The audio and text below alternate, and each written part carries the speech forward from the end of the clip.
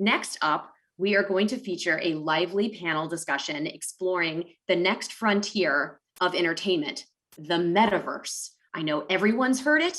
It's a buzzword right now, and we are going to learn all about it and discuss it in our next session. It is being led by Oscar Yuan, the president of Ipsos Strategy 3. Here we go. Good afternoon, everyone. Thank you for joining us today. My name is Oscar Yuan. I'm president of Strategy 3, which is Ipsos's strategic foresight and futures consultancy. Over the next 30 minutes, we're going to explore the metaverse and discuss how the quickly evolving space is going to impact media and marketing decisions by many brands like you. So if you have any questions, as usual, feel free to drop them into the chat box. If we don't get to them in this session, we'll probably try to reply directly to you afterwards. But before we get moving, I think it might be important just to get a little bit of understanding of what this metaverse is, right?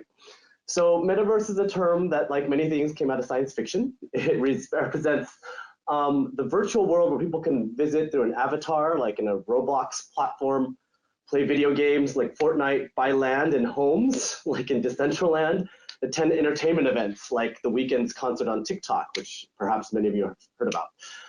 If you have kids, you've probably gotten an earful about this stuff before. And for those of you that are just learning about it, I think this will be a good session as a good introduction for you. And I think it's both a little bit intriguing, a little bit scary at the same time, right? In the metaverse, you can be yourself or some version of yourself. You can buy real goods with real money, which is a little bit freaky. But that's also why a lot of brands are jumping in, right? So Ipsos has been working with clients a lot these days to test virtual worlds, including showrooms, planograms, what packaging looks like. We do a lot of work in the auto space of what a virtual mock-up, so they don't need to build an entire car, looks like. And of course, it's all accelerated by the pandemic. In fact, we just did some research that said almost half, well, 45% of all Americans say they're likely to buy a virtual product that they see in a virtual world. So 45% of Americans say they're willing to spend money on this, which I think is not insignificant. So given the growth and interest in this area, let's talk to some experts in the space about how and why the metaverse works and how our brands might be able to participate meaningfully. So I'd like to introduce our expert panel here. Kathy Hackl is a leading tech futurist with deep expertise in augmented reality, virtual reality, spatial computing, and the metaverse. She's been dubbed the godmother of the metaverse. I don't know exactly what that means. You'll have to explain that to us. And she leads the Futures Intelligence Group and Future Metaverse Labs to help brands through entering and navigating the metaverse, right? Kathy's also a VP of Avatar Dimension, a Microsoft mixed reality video capture studio, where she recently helped on Balenciaga's futuristic mix of volumetric capture and video gaming for their 2021 fall collection, which you'll have to explain what that means exactly, Kathy. We also have Tina Rubin, who is the CMO of a virtual entertainment company called Wave, where she oversees the implementation and development of global marketing strategies and partnerships to bring virtual entertainment experiences to fans worldwide. Very cool. Tina was formerly head of strategy and consumer marketing at Netflix, and prior to that, vice president of marketing for Disney-owned digital movie streaming service called Movies Anywhere. She's also held various marketing roles at Amazon and Mattel. And then finally, we have Jeff Roach. He is president and chief strategy officer at SCS, a brand transformation agency where he connects consumer and pop culture insights to creative and strategic planning for clients. He focuses on the intersection of digital technology, content, and media to build brands, while developing campaigns that work to add value to consumers' lives. He's led brand design and communications for such brands as Coors Light, Coca-Cola, McDonald's, Microsoft, P&G Vans, and Warner Brothers. That'll be all that I read today, I promise. But thank you all for joining us today. And I guess, especially when we're talking about, an area new like this, I'm gonna show all of your faces in larger format. Here you go. Let's start with some definitions, maybe helping us and the audience understand this a little bit better. And Kathy, since you are the godmother of the metaverse, you heard my very rudimentary introduction. How would you define the metaverse? Maybe a little more properly and maybe a little more precisely than I did. Yeah, so obviously I want to start by saying that, if you go to at least the last time I went to Merriam-Webster dictionary and I wrote the term metaverse in, said this word is not in the dictionary. Okay. So I want people to understand that, they might feel a little apprehension or like, oh my gosh, this is moving too fast. What is this? It's still early. Okay. It's still very early. And we're trying to use words of today to explain the future. So, don't feel like if things seem strange, like don't feel, don't feel stupid or anything. Like this is really, we're all in this together. And let's just say in crypto, we're all going to make it. I think so. I think we're all WAGMI. We're all going to make it. So just want to kind of start with that. I want people to feel comfortable with the term, and there's a lot of opinions around it. So what I would say is, I come to the metaverse from a very let's call it informed perspective. I spent the last 6 years, like you said, in metaverse related companies. HTC Vive, I was the VR evangelist when the partnership with Spielberg's Ready Player One. So everyone thinks metaverse, they think Ready Player One, VR, not quite. I'm going to kind of explain a little bit further. Worked at Magic Leap with Neil Stevenson, who coined the term metaverse, and then worked at Amazon on a large scale game tech simulation. So very easy. I want to bring people back. Web 1.0, for those of you that were alive then, Web 1.0 connected information, gave us the internet, right? That changed a lot of things. A lot of businesses, a lot of things changed. Sure. Web 2.0 connected people, and you got social media. That changed a lot of different things. We're at the end of Web 2.0 going into Web 3.0, and that connects people, places, and things. And sometimes these people, places, and things can be in a fully virtual synthetic environment, or it could be our world with some level of augmentation. The metaverse, in the expansive view that I have of it, is not just Ready Player One Oasis VR. It's not that. When you read, things like that, it's not that. It's a lot broader. It's convergence of physical and digital. Easiest way, just think of your digital lifestyle that you live on your phone and your computer catching up with your physical lives. So convergence of physical and digital enabled by many different technologies like AR, VR, 5G, blockchain, AI, many different things. So it's not just virtual reality. And I think a lot of people tend to have a dystopic view and just think it's VR. I'm like Pokemon Go, right? Is what you're talking about, right? Right? So very simple way to kind of try to get people to wrap their heads around what is this. Tina and Jeff, anything you would build on, or any other thoughts you would add to kind of a definitional version of the metaverse? Yeah, I mean, I think about it sort of how it applies to entertainment, and the metaverse is a place where the lines between media, technology, video games, they've all converged. And so I see the metaverse as, frankly, the next frontier for entertainment, where all these things that we're used to being entertained by are coming together in one place and one experience. We're still defining what that looks like, but that's what's really exciting. At Wave, where I'm the chief marketing officer, we're sitting in this space where we're seeing that convergence of gaming and music specifically. And we put on live interactive virtual concerts. And what we're doing is we're taking the best of what we see come out of gaming over the last decades, of live interactivity, this idea of social in the experience, and the concept of virtual worlds and identities, and bringing that over to the live music performance. So it's really exciting because what we're able to do through technology is to give people a new way to experience music that's more connected and immersive, and all that's happening in this metaverse place. No, these definitions are bang on, and love it. And I think maybe to be more specific, just to add a few things for the brands who are on the call, maybe thinking about how they get involved.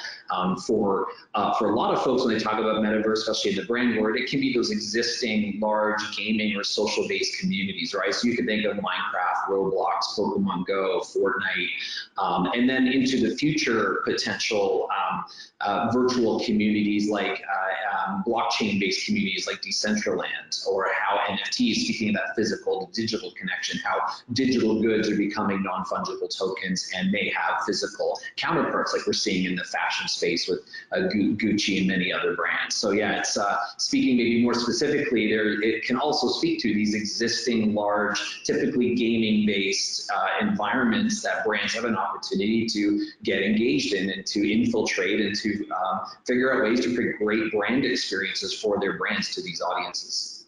So would you say then today, as it exists today, it's a pretty specific and narrow audience? Is that right? Or I see you're shaking your head, Kathy. We're not just talking to gamers and Yeah, I think Well, if when you you look look, at the numbers, I'll add quickly, when you look at the reach of just those platforms mentioned, they're absolutely massive, right? Some of the biggest entertainment and virtual and interactive entertainment properties that currently exist. And what's interesting is just how few brands are getting engaged, and potentially some of these largest of social communities, which are actually taking time and attention away from social media, from other forms of Web 2.0. So it's something brands really need to keep close attention on. Massive, massive audiences here. what I would add to that, Oscar, is that if you look at the numbers of who's a gamer, I think we tend to think of gamers as a niche market, like very specific gamer.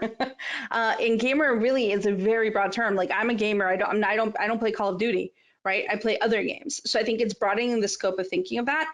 And then if you start to think about the younger generation, the Gen Z and the Gen Alpha of the world, that is where they live. They inhabit these virtual spaces, right? So I have, for example, a video of my children where I asked them, I know what it is, but I wanted to hear what they would say. And they said, what is Roblox? Right? And they said, oh, mom, it's a community. They didn't say it's a video game. They said it's a community. And that to me was a huge moment. I was like, it is to them, it's their new social network, is where they spend their money. I joke, anyone in this audience that has kids that are not playing Fortnite, that are younger, I feel like we're all working for Roblox or Fortnite because that's where money's going, to V-Bucks or Robux. That's where it's all going. So, they're comfortable with these digital worlds. They're comfortable with digital assets and digital ownership, which, going back to what Jeff and Tina were saying, it is about these virtual shared experiences and also about digital ownership of digital items. And maybe Tina, for you, you've worked with so many brands in your career, Mattel, Disney, Amazon. Like, how's the brand know when, okay, now we dive in, or how do we, is it time? Are we too early? Is this too far ahead? If I'm a Procter and Gamble, I'm like, is this the right time to be selling soap in a video game? Like, what are there kind of markers that you tell your clients, like, okay, now it's time that we think it's the right time to try this? Yeah, I mean, the metaverse, it's a new territory for brands. We're still early days, but I think everyone sees the massive opportunity at hand, but there's no real playbook yet. And I think it reminds me of where I was as a marketer a decade ago trying to figure out social media, right? It's like you knew you needed to be in social media, you needed a strategy, but you weren't quite sure what exactly to do. And I think similarly, that's where we are with the metaverse today. In terms of brands engaging, I think so much of it is just having the appetite for experimentation, to test and learn your way into what makes sense for your brands and what lines up with your marketing objectives, and to not be afraid to take risks, right? Like, so much of marketing and of figuring out how you want your brand to grow and evolve is about figuring out where the consumer is, what their behaviors look like, and where the market's going. And so as a brand, whether you're an established brand or a new brand, I think the first thing I think about is just how can your brand be additive to the metaverse experience, right? Like, how can you contribute to that experience? So not just being like, oh, my name is up there on the billboard or whatnot, but it's like, how do you integrate into that experience and really make it feel experiential? And at Wave, a recent example that I'd love to share with you guys is we put on a concert with this DJ named Dylan Francis, and his whole thing is like, he's quirky, he's kind of an influencer on the side, and he just does crazy things. And so we partnered up with Crocs, which is an irreverent brand. I mean, you just look at the shoe and it elicits strong reactions on both sides. And we got to do some really crazy things with them in terms of integrating the brand into the concert experience. Not only was Dylan wearing Crocs in his avatar, so there's definitely like fashion integration and things like that to bring your brand to life, but we also found a moment in the show where it got super crazy, where we're like, what if we gave the audience the ability to throw Crocs into the crowd, and it just kind of rains Crocs, and we gave them the ability to kind of pick the colors of Crocs that they could throw into this live interactive experience. And it was just so cool because it really brought that level of experience to the next level versus just saying, hey, we're working with Crocs, check out the shoes. So interesting. And any other great examples? Kathy, you have one, don't you, about another great example of an integration that you did with the Metaverse? Yeah. So I currently work with a lot of the large luxury fashion brands. I'm actually almost at the point where I have a waiting list of the brands that want to work with me. So the reason you asked me about Godmother of the Metaverse, so Nike, someone at Nike named me the Godmother of the Metaverse because I'm making magic happen behind the scenes. But I'm helping brands launch virtual fashion lines. I'm helping them launch NFTs. We're doing all these amazing projects. One of them is, for example, Balenciaga, which did Afterworld, which to me personally is just like the Travis Scott concert in Fortnite is a metaverse moment, historical moment. I think Balenciaga's Afterworld, was a historical moment in metaverse fashion, let's say in fashion, history of fashion. There was during the pandemic, there was no fashion week, obviously. So they were like, what do we do? How do we take the fashion show into the future? So they did, it's about 50 scans or captures holograms. Let's call them holograms. They're volumetric video, but holograms of the fashion models. What most ambitious volumetric capture project to date. And my team actually worked on processing those assets and working with Dimension and Balenciaga on putting them all into a game. And it really was a flagship moment, in my opinion, for fashion and for everyone. The headlines were just amazing and brought fashion into the realm further of gaming, which is what Jeff was talking about. It's a really exciting convergence, right? And I guess, Jeff, you work at an agency that helps companies do this, right? How do you, in a world that we live in today, how do you measure ROI? What do they want back from you? So I'm going to spend this much money. What do I get back, and how do you measure it? I guess is one of the things I'm wondering.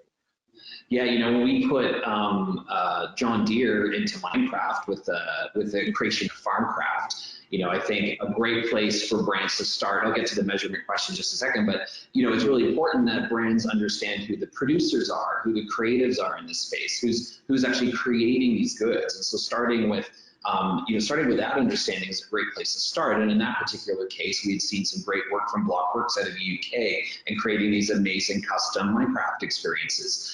They had done it for Microsoft and Mojang directly and some other things. So it was our partnership with them that sort of allowed us to really bring Farmcraft to life for John Deere. But then on a sense of measurement, one of the things we talked to John Deere about, but other clients as well, is that it's really view it a couple different ways. View it as an innovation investment. So like you might brief your media team or media agency on having some innovation in their budget, at least 10% as digital innovation for trying new channels, trying new tactics, and doing new things. So having that budget space is really important. And then how do you measure an innovation budget? In our case, we like to really view this work in metaverses, not unlike the way you do TV advertising. It's actually about awareness, it's about innovation, it's about being creative. And that means, you're maybe not so worried about the sale of digital goods or a product sale or immediate click-throughs to website, like you might be in lower funnel digital media, let's say on social. But here you're looking for great hits, you're looking for PR awareness. You should see lifts in organic search. You should see lifts in your website traffic. You should see attention and awareness coming to your brand with plays like this. And so again, in the same way you might measure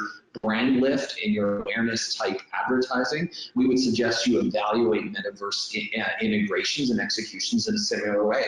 Are you just bringing some great PR value to the brand? Are you giving attention to the brand? Is your organic search up? Is your awareness up? Are you sort of lifting your website visits? Are you lifting your brand across the board? And that's how we would typically talk to marketers about how they measure these kind of things. Yeah.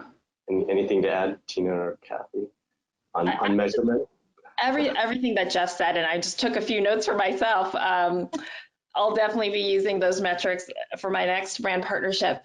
I think one thing also that's really important is having a metaverse strategy to ensure that you're staying culturally relevant. I mean, the metaverse is the future. While we don't quite all know what it is now, this is where the future of entertainment is headed. And so I think there's something about needing to ensure that your brand is part of the conversation. Otherwise, you'll get left behind.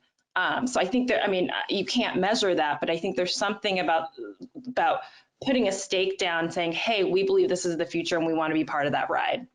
Yeah. I love the quote for marketers and CMOs, what gets measured gets funded. So, I think it is important that as partners, as agency partners, as production partners, we do help understand what those key metrics can be. But definitely there's a lot of opportunity to really show how metaverse executions can be big plays for the brand. And again, I think you're seeing in the fashion industry and the fashion brands really being the forerunners and understanding the PR impact of their work in the space.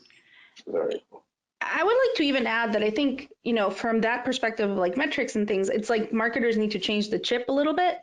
And that's kind of what I do a lot of the times.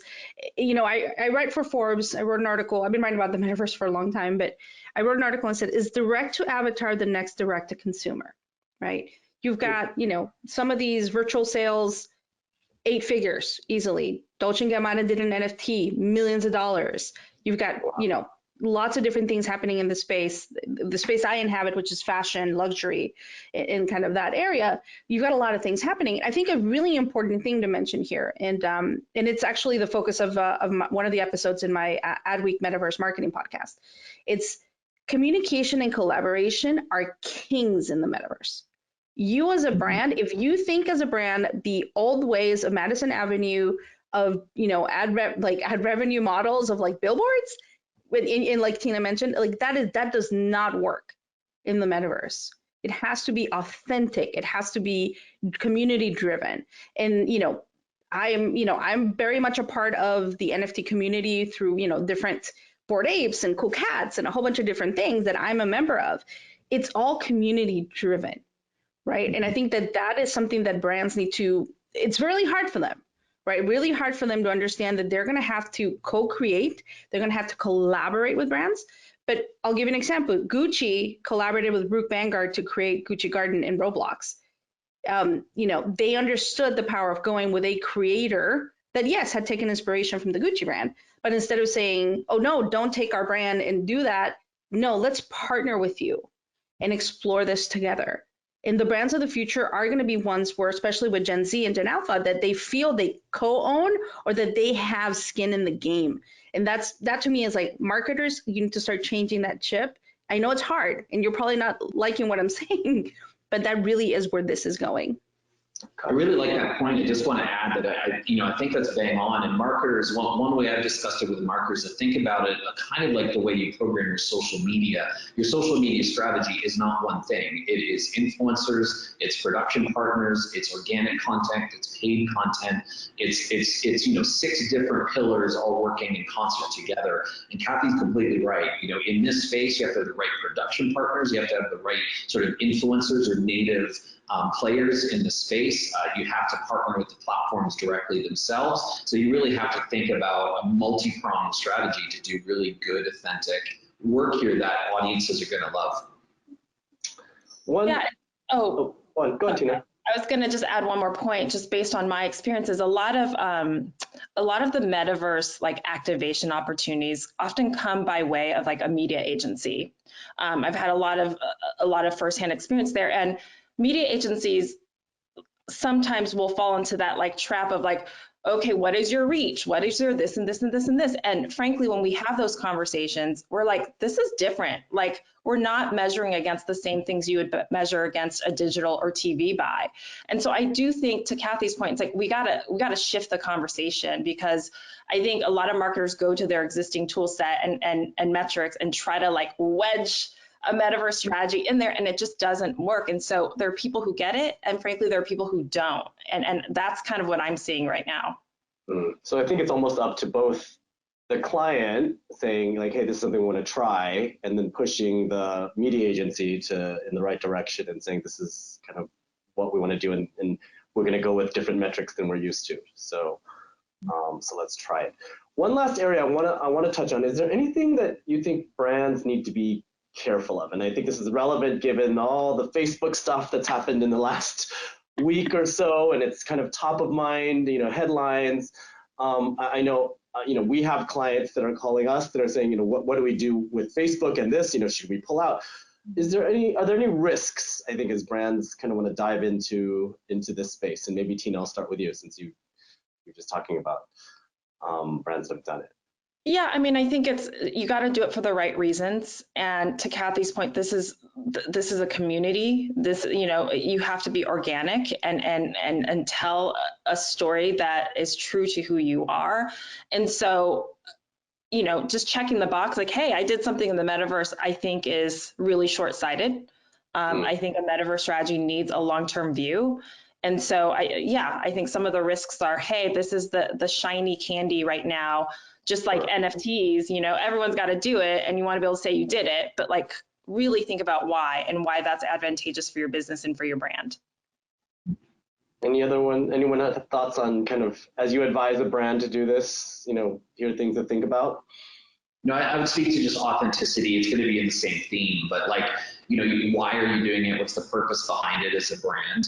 But also doing it authentically doesn't have to mean, it can just mean you're working with the right people, the right partners. You're working with creators. You're working to support creators. You're working to sort of bring your brand to audiences in a very humble and different way, and being really authentic about that. And I think when brands are doing that, it's really, the community loves that.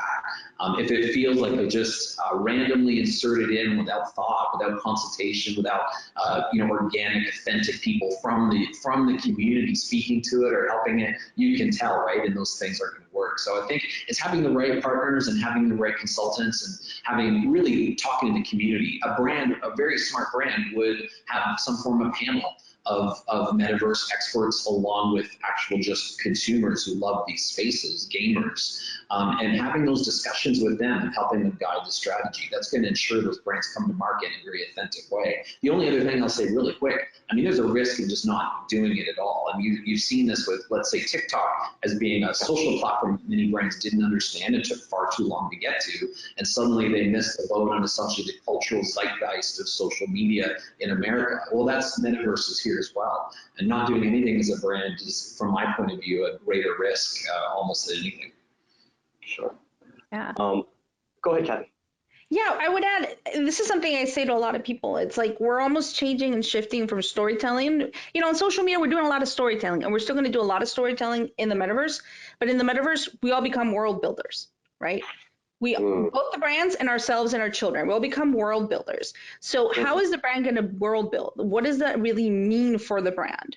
And I feel that sometimes some of the activations I've seen, they build a world, and just because they build it, they will come. No, that's not how it works. Right? There has to be a community, there has to be an engagement there. There has to be a reason for being. And, don't create something because you think that's what's nice and beautiful. I wouldn't even call them users because I don't necessarily like that term, but talk to your community, talk to your fans and figure out what do they want to see. If you were creating, X world for your brand, what would be really interesting for them to be able to engage with? Right? Not just be like, oh, I want to put our CEO here because it'd be so cool. And no, really engage them. Yeah, you could put your CEO eventually, but give them what they want. I think it's important. I heard this at an event the other day. It said Gen Z doesn't want to be appeased by a brand. They want to go into business with that brand. They want to be a part of this kind of next phase. And I think that that's where it's a little bit different. There's something real interesting happening in the gaming space when you talk about NFTs and blockchain, which is play to earn. Okay, so play to earn and play to own, which is really changing the shift a little bit when it comes to how you engage with games, right? You're actually getting a benefit, not just playing a game and getting points, and that's cool in a score. No, you're actually earning something that has value. It could be a social token or it could be many different things, but you're earning something that has value that eventually could have, potentially has a financial benefit for you. So I think brands are going to have to start to play in that space. One last thing I'm going to say is, we used to say every company is a tech company. You've got Netflix going into gaming, you've got Peloton going into gaming. Is every company becoming a gaming company, right? And an extension eventually of Metaverse company, but I think it's understanding. I think another big thing is, and this is I would love to debate this here and see what people think, but I really do see from the conversations I'm having that more and more brands are preparing themselves to eventually have someone maybe director level, VP level, or C-suite be able to manage the initiatives that are related. They're under the umbrella of Metaverse, not just the marketing office, the chief marketing officer. So one last lightning round question. I'll just go around on everyone. What is the one company, brand, client that you think should be diving in now that hasn't yet? And I'll give you a second to think about that since I sprung this on you. And Kathy, you're nodding, so I think you're ready. What is the one brand that you think needs to jump in now and hasn't touched it yet? Cartier. Cartier was on an article in Vogue Business with one of my clients who's doing NFTs, and they said, we will never do NFTs. I'm like, okay, love Cartier, but let's have a conversation in 2 or 3 years. We'll see what you're doing. Maybe maybe they're on this call. Jeff, you're nodding now, so you go. Yeah, I think, again, and this is where I thought that what Kathy said about how in the future there's going to be marketing people essentially just focused in this space. And I can completely see that. I can imagine about where we're going to be in 10 years here. And the thing is, it really is this merging of digital to physical goods. So you can imagine all of the brands and all of our clients and brand marketers who are on this call even who have physical products. And now you can attach digital value to those and have digital versions. So it's going to impact almost every category. And I think category by category, we're going to be moving into digital goods. So for me, it's like, where's that really interesting? To me, it's things like spirits brands, bourbon or whiskey or tequila, and how imagine what there will be digital counterparts in entertainment, art, culture, the places those brands already spend. Yeah, so what would what does the NFT or the virtual version of a Woodford Reserve look like? I think that it's an exciting territory with a lot of really fun things to come. It's going to elevate experiences in a really interesting way. I want to make a quick joke because I always say, we're already sending detergent to space. We need detergent in space. We're going to need detergent in the metaverse. I don't know if it's going to do the same thing. But yeah, for a P&G play, for example, like you're going to need something. So. Right. And Tina, what's a company you think that should be jumping in right now that maybe hasn't thought about this yet? I'm gonna go into the food space. I think a fun brand like Chipotle, who's got a really young Gen Z following and just like such a great personality digitally and socially. Like the metaverse is like a playground for them. Like the creative possibilities are endless. I'm not quite sure how the food would work, but I'm sure they'll figure it out. But yeah, I think there's just some brands that are trying to be at the forefront and trying to stay relevant and doing all those things. Chipotle is one of them that I think is doing that really well, and I'd love to see them get into the metaverse game. Very cool. Well, thank you all. That was such a great discussion. I certainly learned a lot, and I hope everyone that dialed in found some insights that might inspire them in their marketing plans, you in your marketing plans. There's more information on the metaverse in our latest issue of What the Future, which you can find at future.ipsos.com. And I want to thank again our fantastic panelists, as well as everyone who dialed in today to join us. Have a great afternoon.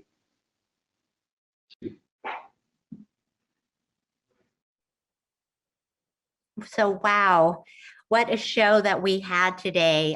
Thank you, everybody, again, for staying tuned through the day, listening to all of our amazing subject matter experts. And so I just want to take a couple of minutes for some closing remarks to sort of what do we take away from all of this? So, the first question is, it's all about today's consumers, right? As I mentioned before, each generation has consumed media in very different ways. I feel like we're at our tipping point right now in terms of how much media is out there for us to just absorb and be entertained by, and how do we engage with it?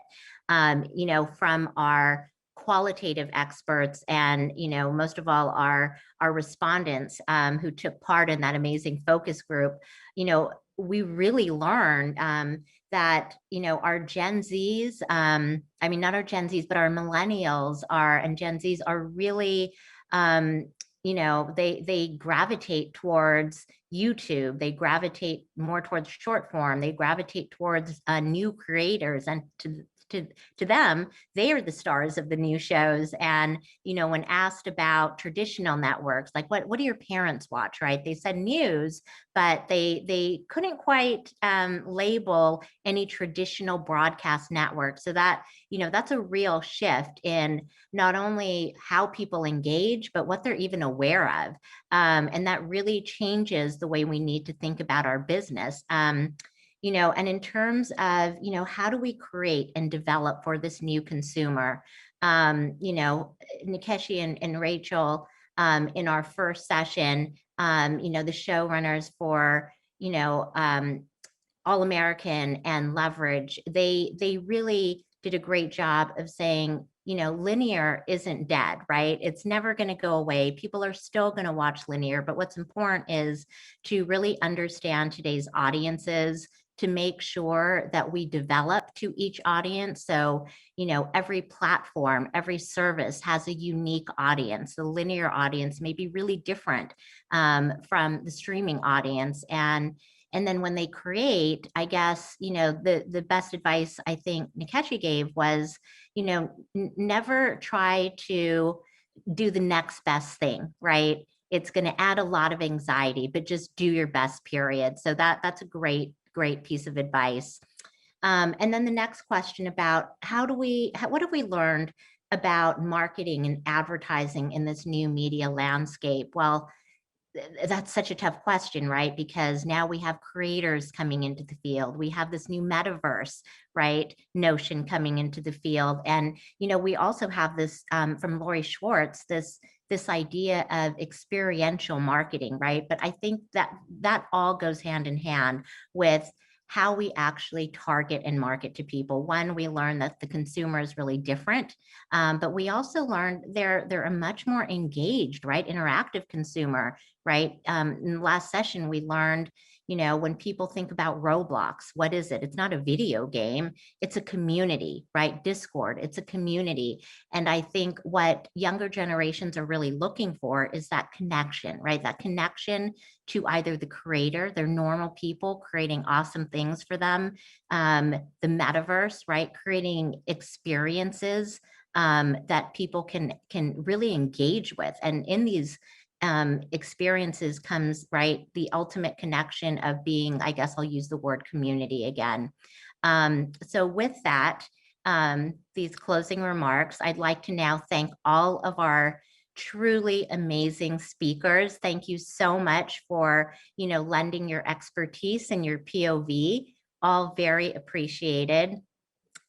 And, lastly, I want to thank everyone for joining us today.